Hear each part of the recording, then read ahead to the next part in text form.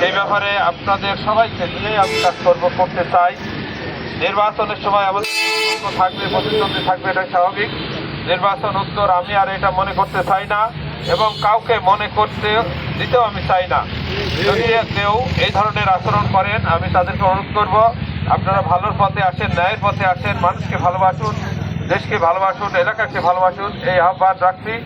সাথে সাথে যারা কষ্ট করেছেন, আজকের সকাল থেকে পথে আসতে বিলম্ব হয়েছে কিছুটা, কুমারখালীর এমপি আমার সাথে ছিল, সেখানে নামতে হয়েছে, সেখানে কিছু কথা বলতে হয়েছে, ফলে আবার একটু বিলম্ব হয়েছে।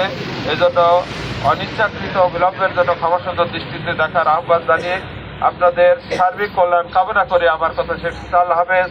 বাংলাদেশ জিন্দাবাদ, বাংলাদেশ জামাত ইসলামী জিন্দাবাদ। আসসালামু আলাইকুম ওয়া রাহমাতুল্লাহ।